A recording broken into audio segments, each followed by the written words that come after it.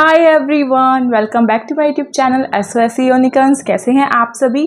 I think बहुत अच्छे होंगे, मैं भी बहुत अच्छी हूँ। तो आज हम बात करने वाले हैं उन टॉपिक्स के बारे में जिसकी बहुत बहुत बहुत ज़्यादा डिमांड रहती है।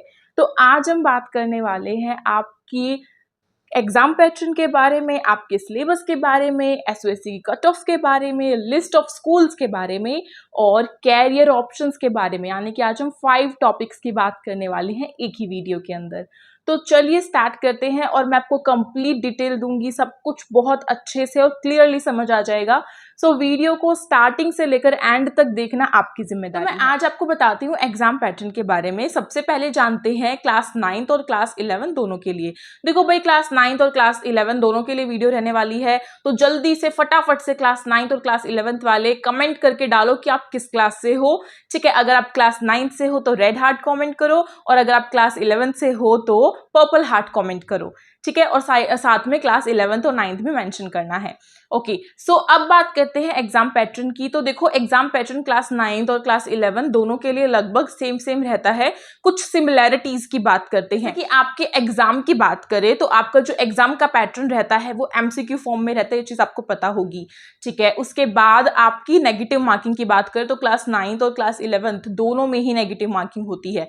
तो आपको ये चीज ध्यान रखना है कि नेगेटिव मार्किंग जो है वो होती है, तो उसी को देखते हुए आप अपने क्वेश्चंस को करके आओ। यानी कि आपको वही क्वेश्चंस अटेम्प्ट करने हैं जो क्वेश्चंस आपको पूरी श्योरिटी है कि आपको वो आते हैं, वरना आप बाकी क्वेश्चंस को स्किप कर सकते हो, क्योंकि अगर आप सभी क्वेश्चंस को अटेम्प्ट करके आते हो तो आपके मार्क्स जो है कम आने की पूरी पॉसिबिलिटी रहती है।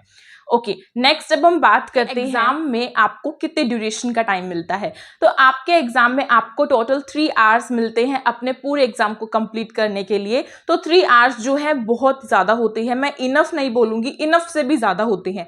बच्चे तो ये कहते हैं कि मैम हमारा एग्जाम जो है 1.5 आवर में कंप्लीट हो जाता है, और 1.5 आवर हम उसको पूरा एनालाइज करते हैं। तो आप भी ये कर सकते हैं। साथ ही आपके एग्जाम पैटर्न में एक और बेहद इंपॉर्टेंट चीज ये रहती है, तो वो है आपका रीजनिंग का सेक्शन। हाँ, बिल्कुल सही सुन रहे हो आप, क्योंकि रीजनिंग जो है एक ऐसा टॉपिक बोल सकती हूँ मैं, एक ऐसा सब्जेक्ट है, एक ऐसा सेक्शन है जो कि क्लास 11th और क्लास 9th दोनों के ही एग्जाम में आता है। रीजनिंग आपकी हर डोमेन में आती है, तो रीजनिंग को बिल्कुल अच्छे से करके जाना है। उसके टॉपिक्स जो है वो सब कुछ डिस्कशन हम एक सेपरेट वीडियो में करेंगे कि रीजनिंग के इंपॉर्टेंट टॉपिक्स एग्जैक्टली क्या होते हैं, वो सब कुछ मैं एक सेपरेट वीडियो में डिस्कस करूंगी। आज की वीडियो में हम आगे बात करते हैं आपका एग्जाम पैटर्न। तो यहाँ से खैर होता है कंप्लीट कि आपकी नेगेटिव मार्किंग होगी, MCQs में होंगे आपके क्वेश्चंस, आपको जो है कुछ भी लिखना नहीं है, ओनली टिक मार्क करना है। ठीक है, और आपका जो है मैंने ड्यूरेशन टाइम आपको बता दिया है कि वो 3 आवर्स का रहता है, और आपका एक मेन सब्जेक्ट रहता है रीजनिंग। ठीक है भाई, और एक और चीज मैं बताती हूँ एग्जाम पैटर्न में आपका क्या रहता है। मोस्ट इंपॉर्टेंट चीज ये है कि SOSC जो है कभी भी अपने जो क्वेश्चन पेपर जो उसने कराया है इस टाइम पर, यानी कि जिस भी ईयर में वो कराता है, वो उसको रिलीज नहीं करता है। फॉर एग्जाम्पल कि अगर आप अपना क्वेश्चन पेपर वहां पे करके आए हो, पूरा एंट्रेंस एग्जाम दे के आए हो, तो आपको रिटर्न में वो क्वेश्चन जो है वो नहीं मिलेगा, क्वेश्चन पेपर्स आपको साथ ले जाने नहीं दिया जाएगा। सो ये रहता है उसका पूरा फॉर्मेट। अब एग्जाम पैटर्न की तो बात खैर हो ही चुकी है। अब हम सिलेबस की अगर मैं बात करूं तो क्लास 9th और क्लास 11 दोनों के लिए ही सेपरेट रहता है, सिलेबस बिल्कुल अलग अलग होता है क्योंकि डोमेन्स भी अलग हैं। तो डोमेन्स के सबसे पहले जाने तो क्लास 9th में जो है टोटल 5 डोमेन्स होते हैं, AFPS, STEM, ह्यूमैनिटीज, PVA और आपका हाई एंड। ठीक है, और आपकी बात करें क्लास 11th की, तो जो क्लास 11th रहने वाली है उसमें टोटल अभी तक 3 डोमेन्स जो है SOSC लेकर आया है, जिसमें STEM है, ह्यूमैनिटीज है और AFPS है। ठीक है, तो STEM, ह्यूमैनिटीज एंड AFPS जो है उसमें भी कुछ ना कुछ उन्होंने एलिजिबिलिटी क्राइटेरिया रखा हुआ है कि कौन बच्चा किसके अंदर जा सकता है। तो वो सब कुछ अगर आपको जानना है तो जल्दी से कमेंट कर दो, मैं उसके रिलेटेड भी एक वीडियो जो है वो लेकर आऊंगी, और इस वीडियो को जल्दी से लाइक करो। अब आगे बढ़ने से पहले आप सभी एक छोटा सा काम भी कर सकते हैं, हमारा टेलीग्राम ग्रुप की लिंक मैंने डिस्क्रिप्शन बॉक्स में डाली है, उसे जाके ज्वाइन और कमेंट बॉक्स में बताओ कि आप सभी SOSC यूनिकॉर्न्स को कब से जानते हैं। सो सिलेबस की हम बात करें, आपका जो सिलेबस रहता है डोमेन्स का वो डिफरेंट रहता है, बट हर डोमेन में उसका एक डोमेन स्पेसिफिक जो एरिया है, जो सेक्शन है वो आता है। जैसे कि अगर बात की जाए आपके हाई एंड की और पीवीए की क्लास 9th में, तो उसमें डोमेन स्पेसिफिक आपका एक सेक्शन रहता है, सेक्शन डी, ठीक है। और अगर बात की जाए आपका ह्यूमैनिटीज की, तो ह्यूमैनिटीज में भी रहता है, ठीक है। इसे सेम जो है 11th में होता है और सेम 9th में होता है, डोमेन जो है आपके अलग से सेक्शन रहता है। तो सिलेबस जो है बिल्कुल मैं एक ही वीडियो में तो हर डोमेन का सिलेबस नहीं बता सकती, बट छोटा छोटा क्लू दे सकती हूँ कि स्टेम में साइंस मैथ्स आता है, ठीक है, रीजनिंग सब में आएगी, ह्यूमैनिटीज में एसएसटी आता है, और एएफपीएस में भी आपका साइंस मैथ्स आता है और रीजनिंग वगैरह आती है। हाई एंड में आपका थोड़ा डिफरेंट हो जाता है और पीवीए में भी हो जाता है, बट रीजनिंग तो आपकी सेम ही रहने वाली है। और बाकी अगर आपको सिलेबस जानना है तो उसके लिए आपको पूरे एक अलग से सेपरेट वीडियो मिल जाएगी, वो आप चेक कर सकते हैं। और आई थिंक अभी तक आपने योनिक क्लासेस पर तो देख ही लिया होगा कि आप सभी के लिए स्टेम का सिलेबस आ गया है, तो आप उसे जाके जरूर चेक करें। जिस बच्चे ने नहीं किया है, मैं कमेंट में आपको लिंक जो है। हम बात करते हैं आपके लिस्ट ऑफ स्कूल्स के बारे में कि एसओएससी में कितने स्कूल्स हैं और कहां पर वो स्कूल्स होते हैं। तो यहाँ पर जो है स्क्रीन पे आप सभी देख सकते हैं कि कितने सारे स्कूल्स जो है एसओएससी में अवेलेबल है। और एसओएससी के हर स्कूल में ये नहीं है कि हर स्कूल में सारे ही डोमेन्स कराए जा रहे हैं, नहीं, हर स्कूल जो है वो अलग अलग डोमेन के लिए बना है। जैसे कि सेक्टर 18 रोहिणी जो है उसमें स्टेम के लिए है, ठीक है। इसी तरीके से बाकी अगर मैं बात करूं, एक प्रतापगंज में है आईपी एक्सटेंशन में, ठीक है, एक आपका जो है द्वारका में है, तो बहुत सारे स्कूल्स हैं, बट सब अपने अलग अलग डोमेन को लेकर चलते हैं। यानी कि कोई भी ऐसा स्कूल नहीं है जिसमें कि सारे के सारे डोमेन्स को एक साथ पढ़ाया जा रहा हो, नो। एक स्कूल में 2 या 3 डोमेन पढ़ाए जा रहे हैं, लेकिन उससे ज्यादा नहीं पढ़ाए जा रहे हैं, ठीक है। तो यहां से आप ये सब कुछ तो जान ही चुके हैं। अब हम नेक्स्ट बात करते हैं आपकी कट ऑफ के बारे में। सो कट ऑफ के बारे में बच्चों को बहुत ये रहता है कि कट ऑफ कैसी आएगी, कट ऑफ हाई होती है, लो होती है या मीडियम होती है। तो ये सारे क्वेश्चंस आप सभी के मन में जरूर रहते हैं और हर एस्पिरेंट के मन में ये क्वेश्चंस उठते हैं। तो इन्हीं क्वेश्चंस का सॉल्यूशन आज मैं आप सभी के साथ लेकर आई हूं। तो सबसे पहले बात करें कट ऑफ की, तो कट ऑफ जो है वो किस पर डिपेंड करती है, वो आपका डिपेंड करती है आपका एंट्रेंस एग्जाम कैसा आया है। एक्चुअल में जो एंट्रेंस एग्जाम होता है और कितने बच्चों ने एग्जाम को दिया है, अटेम्प्ट किया है, उन सब चीजों पर कट ऑफ डिपेंड होती है। सो कट ऑफ जो है हाई भी जा सकती है अगर आपका एग्जाम इजी आता है तो, और लो भी जा सकती है अगर आपका एग्जाम डिफिकल्ट आता है तो, क्योंकि बच्चे उसको कम कर पाएंगे। या फिर कट ऑफ जो है हाई जा सकती है अगर बहुत सारे बच्चों ने अटेम्प्ट किया है तो कंपटीशन का लेवल ज्यादा हो जाएगा। अगर बहुत कम बच्चों ने अटेम्प्ट किया है तो कट ऑफ जो है ऑब्वियसली लो जाएगी, क्योंकि एसओएससी को अपनी सीट्स जो है वो फुल करनी होती है, ठीक है। तो यहाँ पे कट ऑफ का हमेशा जो है ये रहता है कि हर डोमेन के लिए अलग कट ऑफ लगती है। जैसे कि और इसमें कैटेगरी भी होती है, जैसे कि जर्नल हो गया, ओबीसी हो गया, एसटी हो गया, एससी हो गया और सीडब्ल्यूएसएन हो गया और ईडब्ल्यूएस, इन सब के लिए अलग अलग कट ऑफ जो है वो लगती है। तो जो कट ऑफ लगती है सबसे ज्यादा हाई जो लगती है वो जर्नल कैटेगरी की लगती है, फिर ओबीसी की लगती है, फिर एससी की लगती है, फिर एसटी की लगती है, इस तरीके से। और सीडब्ल्यूएसएन में भी यूआर यानी कि जर्नल, ओबीसी, एससी, एसटी, इन सबको अलग अलग करके कट ऑफ लगाई जाती है, ठीक है। अब ये बात रही, अगर मैं ये बताऊं कि सबसे हाईएस्ट कट ऑफ किस डोमेन की जाती है, तो आपका जो स्टेम का डोमेन है उसकी सबसे हाईएस्ट कट ऑफ रहती है।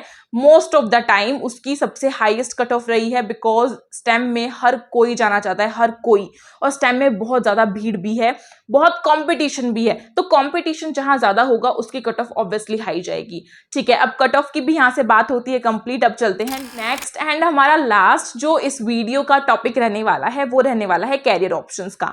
आप सभी के जितने भी डोमेन है उसको आप किस बुनियाद पर सिलेक्ट करोगे, किस बुनियाद पर आप उसको चूज करोगे कि मैं अपना फ्यूचर जो है इसी डोमेन से आगे बढ़ाना चाहता हूं, तो उसके लिए या बढ़ाना चाहती हूं, तो उसके लिए आपको पता होना चाहिए उसके कुछ कैरियर ऑप्शंस के बारे में। तो सबसे पहले बात की जाए स्टेम की, जो कि 11th और 9th दोनों में ही है, तो स्टेम से तो आप बहुत कुछ कर सकते हो। स्टेम से आप इंजीनियर बन सकते हो, आप जो है उससे डॉक्टर बन सकते हो, जेई नीट कर सकते हो, ठीक है।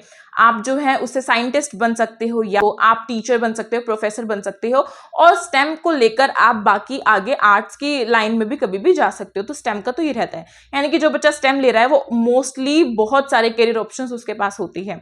अब बात करें ह्यूमैनिटीज की, तो ह्यूमैनिटीज भी क्लास 9 और 11 दोनों में कॉमन रहता है सब्जेक्ट। सो ह्यूमैनिटीज से आप लॉयर बन सकते हो, यूपीएससी में जा सकते हो। देखो भाई, स्टेम का बच्चा भी यूपीएससी में जा सकता है, ठीक है, स्टेम का बच्चा भी यूपीएससी में जा सकता है। ऐसा कोई क्राइटेरिया नहीं है कि स्टेम जिसने लिया है, जैसे साइंस ली है, वो यूपीएससी में नहीं जा सकता। तो सिविल सर्विसेज में वो भी जा सकता है, क्योंकि क्वेश्चन रहता है। ओके, सो लॉयर हो गया, यूपीएससी, सिविल सर्विसेज हो गया।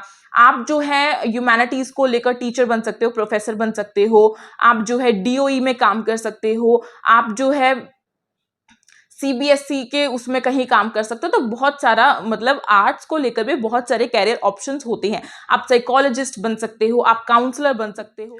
और अगर अब हम बात करें एएफपीएस की, जो कि 9th और 11th दोनों में ही अगेन सेम जो डोमेन रहने वाला है।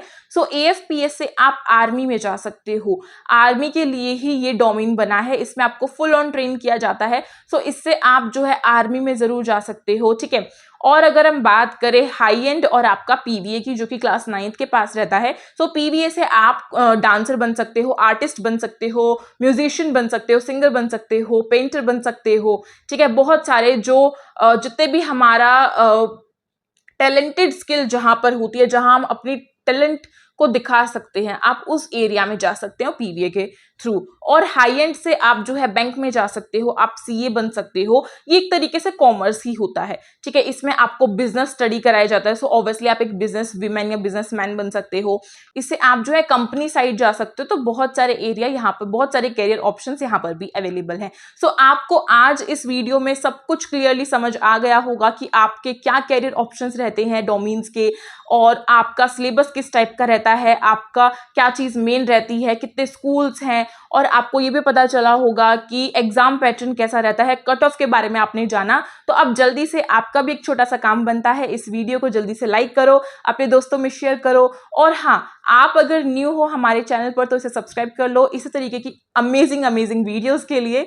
और आप सभी कमेंट बॉक्स में एक कमेंट जरूर लिखना कि यूनिक क्लासेस का नारा है, एसओएससी हमारा है। और इसके साथ आप सभी जो है, जो मैंने आपसे क्वेश्चंस किए उसकी भी आपको आंसर देना है। साथ ही आप सभी हमारी इंस्टाग्राम आईडी से भी हमें फॉलो कर सकती हैं, जिसका नाम है यूनिक क्लासेस। और आप वहां पे मुझे डीएम कर सकते हो अपने डाउट्स, अपनी क्वेरीज रिलेटेड टू एजुकेशन या फिर एसओएससी से रिलेटेड कोई भी आपको प्रॉब्लम आ रही है, आप मुझसे बेझिझक पूछ सकते हो। मैं आपका रिप्लाई देने की पूरी कोशिश करती हूँ, और मोस्ट ऑफ द टाइम मैं देती ही हूँ, कोशिश से ज़्यादा मैं देती ही हूँ आंसर्स आपको।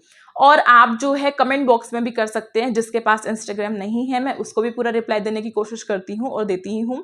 और साथ ही आप सभी टेलीग्राम ग्रुप को ज्वाइन करो, लिंक डिस्क्रिप्शन बॉक्स में दिया हुआ है। हमारा जो फर्स्ट चैनल यूनिक क्लासेस है, आपने उसको भी सब्सक्राइब कर रखा होगा, अगर नहीं किया तो उसे कर लीजिए, क्योंकि वहाँ पे भी आपको बहुत सारी अपडेट्स, आपको बहुत प्रेपरेशन कराई जाती है एसओएससी से रिलेटेड। तो मिलते हैं एक नई वीडियो में, तब तक के लिए thank you so much for watching this video, stay tuned.